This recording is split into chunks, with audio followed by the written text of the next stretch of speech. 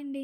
హడావిడి లేకుండా పూజల టైంలో అయితే వరలక్ష్మి వ్రతానికి ఒకసారి ఈ విధంగా చాలా తక్కువ టైంలో 2 ఇంగ్రీడియెంట్స్‌తో ప్రసాదం అనేది చేయండి. అందరూ ఇష్టంగా తింటారు. మనం ఇక్కడ ఒక కప్పు రవ్వతో ప్రిపేర్ చేసుకుంటున్నాం కాబట్టి స్వీట్‌నెస్ కూడా అదే అదే మనము ఒకే మెజర్‌మెంట్‌తో చేసుకుంటే కరెక్ట్‌గా సరిపోతుంది. ముందుగా అయితే స్టవ్ పైన బౌల్ పెట్టేసుకొని ఒక కప్పు రవ్వ తీసుకుంటున్నాను కాబట్టి ఒక కప్పు బెల్లం అయితే కరెక్ట్‌గా సరిపోతుంది స్వీట్‌నెస్. ఇంకొంచెం తినేవాళ్ళైతే ఇంకొక టేబుల్ స్పూన్ అంతా బెల్లం అయితే యాడ్ చేసుకోండి. ఒక కప్పు బెల్లం తీసుకుంటున్నాను కాబట్టి 3 కప్పులు వాటర్ అయితే మనకి కరెక్ట్ మెజర్‌మెంట్ అనేది సరిపోతుంది ఈ రెసిపీకి. అలాగే మనకిక్కడ పాకం ఏమీ అవసరం ఉండదనమాట. జస్ట్ మనకి బెల్లం కరిగితే సరిపోతుంది. కలుపుతూ ఉంటే ఒక 5 మినిట్స్‌కి అయితే బెల్లం అయితే కరిగిపోతుంది. ఈలోగైతే మనం రవ్వనైతే వేయించేసేసుకుందాము మంచిగా. బెల్లాన్నయితే వేరొక స్టవ్ పైకి మార్చుకొని ఈ స్టవ్ పైనయితే ఒక ప్యాన్ పెట్టేసుకొని ఒక కప్పు రవ్వ అయితే తీసుకుంటున్నాను. ఒక కప్పు బెల్లం తీసుకున్నాం కాబట్టి ఒక కప్పు రవ్వ మనకి కరెక్ట్‌గా క్వాంటిటీ అనేది సరిపోతుంది. వాటర్ కూడా మనకి ఎక్కువ తక్కువ ఏమీ రాకుండా కరెక్ట్‌గా సరిపోతుందనమాట. స్టవ్ పైన ప్యాన్ పెట్టేసుకొని ఒక కప్పు రవ్వనైతే వేసుకొని ఈ ఒక కప్పు రవ్వకి ఒక టేబుల్ స్పూన్ అంతా నెయ్యిని వేసుకొని మంచిగా వేయించేసేసుకోవాలి. స్టవ్‌ని మీడియం టు సిమ్‌లో అడ్జస్ట్ చేసుకుంటూ రవ్వ ఎక్కడ మాడకుండా మనకి మంచి గోల్డెన్ కలర్ వచ్చేంత వరకు అయితే వేయించేసేసుకోవాలి రవ్వని. అప్పుడే మంచి టేస్ట్ వస్తుంది. రవ్వ మనకి ఎంత బాగా ఫ్రై అయితే అంత బాగా మంచిగా ఉంటుందన్నమాట ప్రసాదం. ఫస్ట్ టైం మన ఛానల్ చూస్తున్నట్టయితే సబ్స్క్రైబ్ చేసుకోండి. అలాగే వీడియో పూర్తిగా చూసిన తర్వాత మీకు నచ్చితే లైక్ ఇవ్వండి. కుదిరితే మీ ఫ్రెండ్స్ అండ్ ఫ్యామిలీ మెంబర్‌కి షేర్ చేయండి. ఇక్కడ రవ్వ మనకి మాడకుండా మంచిగా ఫ్రై చేసేసుకోవాలి. మంచి గోల్డెన్ కలర్ వస్తే మనకి సరిపోతుంది. నెయ్యి వేసాం కాబట్టి మంచిగా ఫ్రై అవుతుంది పొడి పొడిగా. చూడండి ఈ విధంగా మనకి రవ్వ బాగా ఫ్రై అవ్వాలి. ఈ విధంగా మంచిగా ఫ్రై అయిన తర్వాత మనం ఆల్రెడీ పక్కన బాయిల్ చేసుకున్నాం కదా వాటర్ అయితే ఇందులో యాడ్ చేసుకోవాలి. బెల్లం వాటర్లో ఏమన్నా డస్ట్ అయి ఉంటుంది కాబట్టి స్ట్రైనర్ పెట్టి వడకట్టుకొని ఇందులో యాడ్ చేసేసుకోండి. బాగా మంచిగా ఫ్రై చేసాం కాబట్టి ఎక్కడ ఉండలు అనేది మనకి కట్టదనమాట. వేడిగా వేసినా కానీ బెల్లం వాటర్ని ఎక్కడ ఉండలు కట్టదు. మనం వేసిన వెంటనే స్టవ్ని కొంచెం హైలో పెట్టుకొని ఒక 5 నిమిషాలు కలుపుతూ ఉంటే దగ్గర అయిపోతుంది. బెల్లం మనకి పాకం ఏమీ రాలేదనమాట. జస్ట్ మనకి కరిగితే సరిపోతుంది. ఇక్కడ క్వాంటిటీ మనకి కరెక్ట్‌గా సరిపోతుంది. ఒక కప్పు రవ్వ తీసుకున్నాం కాబట్టి ఒక కప్పు బెల్లము అలాగే 3 కప్పుల వాటర్ తీసుకుంటే మనకి కరెక్ట్‌గా మెజర్‌మెంట్ అనేది సరిపోతుంది రవ్వ కేసరిలాగైతే.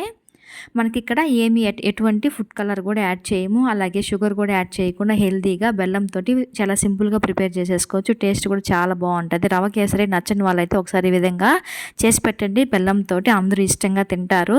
ప్రసాదం లాగా అయితే అందరూ ఇష్టంగా తింటారనమాట. గుళ్ళో ప్రసాదం లాగా ఉంటుంది. ఎందుకంటే మనం ఇక్కడ పచ్చకర్పూరం అన్నీ యాడ్ చేస్తున్నాం కాబట్టి చాలా బాగుంటుంది ఈ ప్రసాదం అయితే. ఒకసారి మీరు కూడా తప్పకుండా ట్రై చేయండి. తర్వాత మంచి ఫ్లేవర్ కోసం అయితే ఇక్కడ ఒక 1/2 టేబుల్ స్పూన్ యాలచి పొడి ఉంటే వేసుకోండి. లేదు అనుకుంటే ఒక యాలచిని ఈ విధంగా దంచి వేసుకోండి సరిపోతుంది. ఎటువంటి స్వీట్ అయినా కూడా మనకి కొద్దిగా చిటికెడు అంతా సాల్ట్ వేసుకుంటే ఆ స్వీట్నెస్ బాగా తెలుస్తుంది.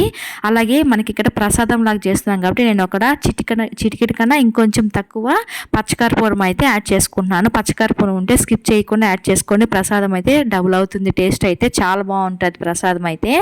ఇవన్నీ వేసుకున్న తర్వాత బాగా దగ్గర వచ్చింది కదా, ఒక 5 మినిట్స్కి స్టవ్ని మీడియంలో పెట్టేసుకొని ఈ విధంగా దగ్గర అయిపోతుంది. ఇప్పుడు మీకు నచ్చిన డ్రై ఫ్రూట్స్ని అయితే నెయ్యిలో వేయించేసేసుకొని యాడ్ చేసుకోవచ్చు.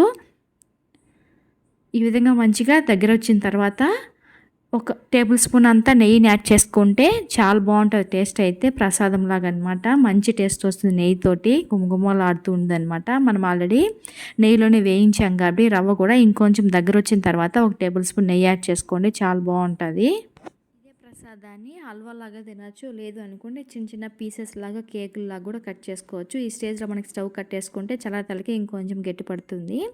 మనకి హల్వాలాగా సరిపోతుంది. ఇంకొంచెం మనకి స్టవ్ని మీడియం టు సిమ్లో అడ్జస్ట్ చేసుకుంటూ ఇంకా కొంచెం దగ్గర వచ్చేంత వరకు కలుపుకుంటే చల్లారతలకి ఇంకొంచెం గట్టి పడుతుంది అనమాట. అప్పుడు పీసెస్ లాగా కూడా కట్ చేసుకోవచ్చు. ఎలా అయినా మన ఇష్టం అనమాట. మనకి ఎలా నచ్చితే అలా ప్రిపేర్ చేసేసుకోవచ్చు ఈ రెసిపీని. ఇప్పుడైతే హల్వా లాగా చేస్తున్నాను అనమాట. చాలా బాగుంటుంది. ఈ స్టేజ్లో స్టవ్ కట్టేసుకుంటే చాలా బాగుంటుంది. మీరు కూడా ఒకసారి తప్పకుండా ట్రై చేయండి. ఒక టేబుల్ స్పూన్ ఇలా బాగా దగ్గర వచ్చిన తర్వాత ఒక టేబుల్ స్పూన్ నెయ్యి యాడ్ చేసుకోండి. ఇంకొకసారి బాగుంటుంది. మీకు నచ్చిన డ్రై ఫ్రూట్స్ని కూడా యాడ్ చేసుకోవచ్చు ఇందులో.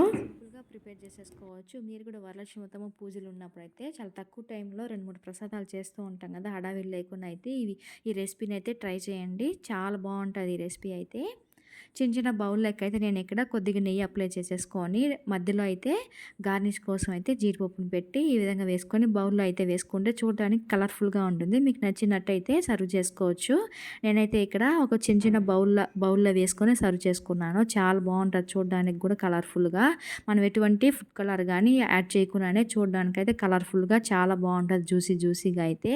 మనం నెయ్యిలోనే ప్రిపేర్ చేసాం కాబట్టి టేస్ట్ కూడా చాలా బావుంటది. ఒకసారి మీరు కూడా తప్పకుండా ట్రై చేయండి. ఒక కప్పు బెల్లము, ఒక కప్పు రవ్వ ఉంటే సరిపోతుంది ఈ రెసిపీకి. చాలా తక్కువ టైంలో ప్రిపేర్ చేసేసుకోవచ్చు హడావిడి లేకుండా అయితే. మీకెలా కుదిరిందో మీరు కూడా ట్రై చేసి మీకెలా కుదిరిందో మర్చిపోకుండా ఫీడ్‌బ్యాక్ ఇవ్వండి. అలాగే మన ఛానల్ చూస్తున్నట్టయితే సబ్స్క్రైబ్ చేసుకోండి. అలాగే వీడియో ఎలా అనిపించిందో మర్చిపోకుండా కామెంట్ చేయండి. చూడ్డానికైతే జ్యూసీగా చాలా బాగుంది కదా! అలాగే టేస్ట్ కూడా చాలా బావుంటది. Thank you for watching.